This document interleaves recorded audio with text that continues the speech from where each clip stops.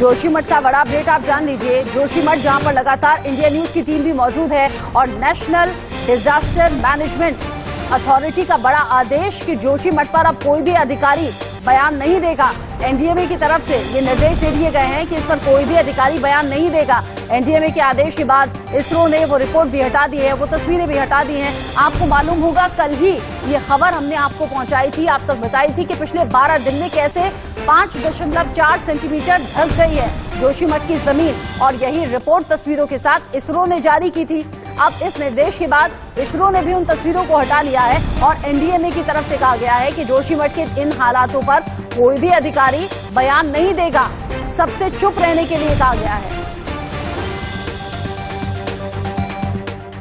जोशीमठ जहां पर India news की टीम मौजूद है और मेरी सहयोगी अनन्या बेदी जो कि हर चीज को बारीकी से देख रही हैं, नजर बनाए हुए हैं, पल पल की रिपोर्ट तस्वीरों के साथ हमारे दर्शकों तक पहुंचा रही हैं। ताजा हालात कैसे हैं, लोग कैसे डरे हुए हैं, लोगों के ट्रांसफर किए जाने की क्या कुछ अभी फिलहाल इंतजाम वहां पर है, कैसे सेफ जगह उन परिवारों को शिफ्ट किया जा रहा है जिन पर खतरा सबसे ज्यादा है, ये रिपोर्ट आप देखिए। जोशीमठ शहर 10 से 12 दिन में ऐसे उजड़ा, कैसे जमीन हिली, कैसे दीवारें दरक गई, कैसे फर्श पूरी तरह से टूट गए, ये हम लगातार आपको दिखा रहे हैं। और कैसे यहाँ के लोगों का बुरा हाल है, कैसे उनके आशियाने छिन गए हैं, ये लगातार इंडिया न्यूज आप तक पहुंचा रहा है। लेकिन इसी बीच इन सब के पीछे आखिरकार कौन है? यहाँ के लोग मानते हैं कि एनटीपीसी टनल में ब्लास्टिंग की वजह से आज जोशीमठ जो है वो इस कगार पर खड़ा है। इसी बीच इस वक्त हम मार्केट में मौजूद है, जरा तस्वीरें देखिए किस तरह से एनटीपीसी गो बैक यहाँ पर पोस्टर्स जो है वो लगाए गए हैं। आप यहाँ पोस्टर देखेंगे और ठीक वहां पर आप देखिए एनटीपीसी गो बैक, एनटीपीसी वापस जाओ के पोस्टर जो है वो यहाँ पर लगाए गए। और मेरे ठीक अगर आप राइट साइड में देखेंगे तो यहाँ भी आपको नजर आएगा एनटीपीसी गो बैक के पोस्टर्स लगातार यहाँ पर लगे हुए हैं।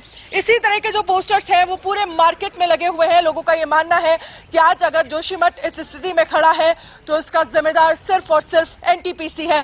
लेकिन कल हुई बैठक के बाद ये फैसला लिया गया है कि जो 8 इंस्टीट्यूट जो है वो यहाँ पर आई दरारों को लेकर रिसर्च कर रहे हैं, वही इंस्टीट्यूट जो है वो एनटीपीसी को लेकर भी रिसर्च करेंगे और उसके बाद एक रिपोर्ट तैयार होगी, सरकार के पास वो रिपोर्ट भेजी जाएगी। क्या वाकई एनटीपीसी की वजह से, क्या लगातार ब्लास्टिंग की वजह से आज जोशीमठ जो है वो इस कगार पर खड़ा है, और उसके बाद हो सकता है सरकार की तरफ से कोई बड़ा फैसला लिया जा सके। कैमरामैन अविनाश के साथ अनन्या बेदी, जोशीमठ, इंडिया न्यूज। अनन्या की रिपोर्ट आप देख रहे थे। फिलहाल मेरे साथ देवेंद्र रावत जोशीमठ से जुड़ गए हैं, साथ ही साथ सत्येंद्र पुंडीर भी हैं जो कि लाइव इस वक्त जुड़े हुए हैं। जोशीमठ के ताजा हालात पर जानकारी हम तक पहुंचाएंगे।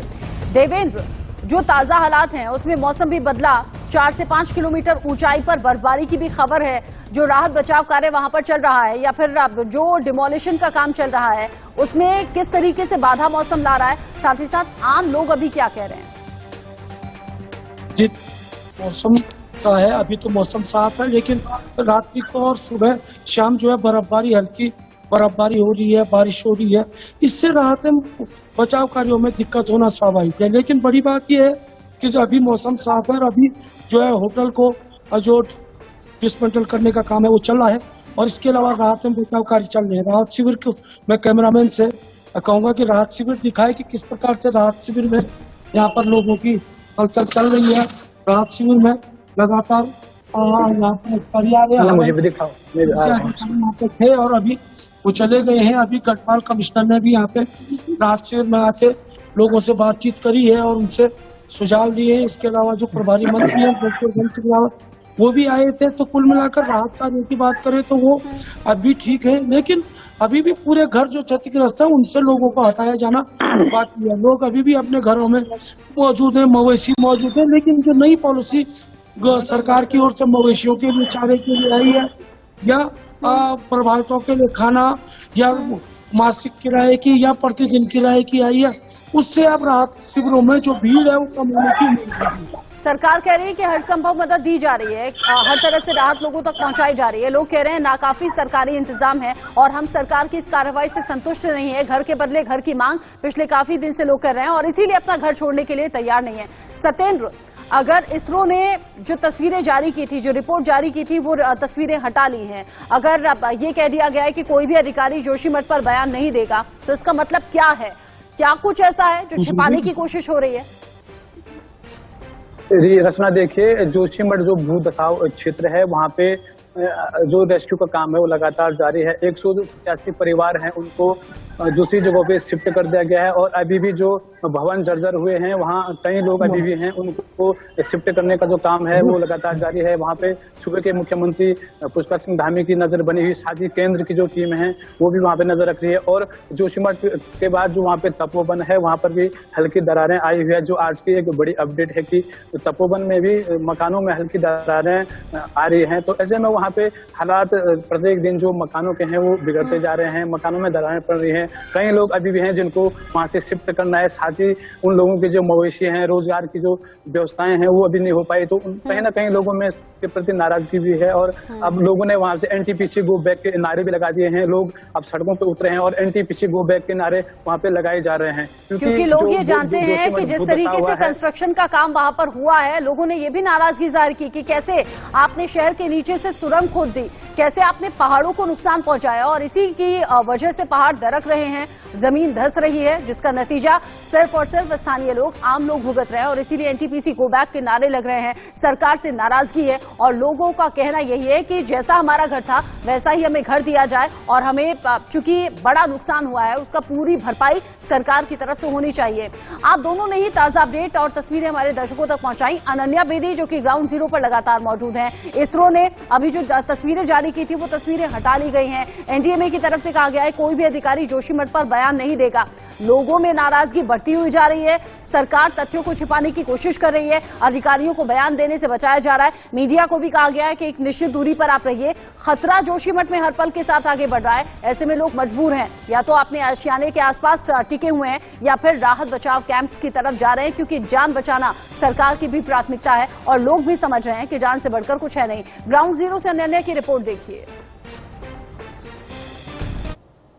को बचाने को लेकर सरकार और प्रशासन की जो चिंताएं हैं वो बढ़ा दी हैं। लगातार पुष्कर सिंह धामी की तरफ से ये दावा किया जा रहा है कि जोशीमठ को बचाया जाएगा, लेकिन कैसे, ये अभी तक बड़ा सवाल बना हुआ है। लेकिन जिस तरह से देखा जाए जिंदगी जो है यहाँ पर बेहाल बनी हुई है, कैसे लोग लगातार अपने आशियाने छोड़ने को मजबूर है, कैसे स्थितियां लगातार यहाँ पर बिगड़ रही हैं, कैसे लगातार भूधसाव के जो मामले हैं वो बढ़ रहे हैं। लेकिन इन सब के बीच पीछे तस्वीरें देखिए, इन दो होटल को डिसमेंटल किया जा रहा है, किस तरह से प्रशासन जो है वो यहाँ पर तैनात है। लेकिन इसरो की रिपोर्ट में जोशीमठ के बाद नरसिंह मंदिर को भी खतरे की जद में बताया गया है। दिल्ली से लेकर देहरादून तक जोशीमठ को लेकर हाई लेवल मीटिंग का दौर शुरू हो गया है। इसरो की रिपोर्ट के बाद अब नए सिरे से रणनीति बन रही है और ये कहा जा रहा है कि जिस तरह से देखा जाए जोशीमठ को लेकर 8 ऐसे इंस्टीट्यूट हैं जो अब सर्वे करेंगे कि आखिरकार जोशीमठ की जो जमीन है वो क्यों धंस रही है। कैमरामैन अविनाश के साथ अनन्या बेदी, जोशीमठ, इंडिया न्यूज। जो वहां के लोग हैं वो ये भी शिकायत कर रहे हैं कि जिस तरीके से मैदानी इलाकों में कंस्ट्रक्शन का काम होता है वैसा ही यहां किया गया, बजाय कि ये जाने और समझे हुए कि पहाड़ों में किस तरीके से कंस्ट्रक्शन होना चाहिए और पहाड़ों के साथ बहुत ज्यादा छेड़छाड़ होना ठीक नहीं होता, वरना अंजाम इसी तरीके से होते हैं। लोगों में भारी नाराजगी है। जोशीमठ में 2 होटल सबसे ज्यादा चर्चा में है जिन्हें गिराने की कार्रवाई चल रही है और अब जैसा अनन्या की रिपोर्ट में आपने देखा, धीरे धीरे उन्हें डिसमेंटल किया जाएगा और फिर गिराया जाएगा। किस तरीके से जोशीमठ में होटल्स को गिराया जाएगा, संवाददाता अनन्या बेदी ने सेंट्रल बिल्डिंग रिसर्च इंस्टीट्यूट के साइंटिस्ट डीपी कानूनगो से बात की, सुनिए।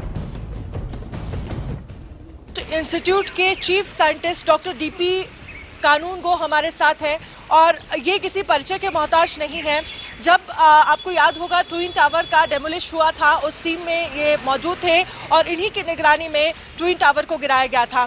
सर, सबसे पहले आपसे समझना चाहेंगे, आज इन 2 होटल को कल से ही गिराने की जो प्रक्रिया है वो शुरू हो गई है, कितना चुनौतीपूर्ण है ये ऑपरेशन और कैसे कैसे इन्हें डिसमेंटल किया जाएगा? देखिए, चुनौतीपूर्ण तो है लेकिन नामुमकिन नहीं है।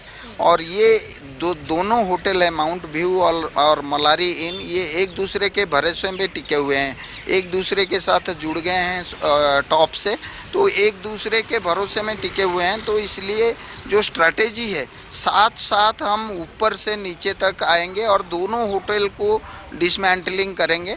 और क्योंकि इसमें ये है कि लोड को अनलोड करना है, तो पहले जो है जो खिड़की दरवाजे और जो सामान थे होटल्स में, जैसे बेड्स और गद्दे और बहुत सारे अमेनिटीज़ थे,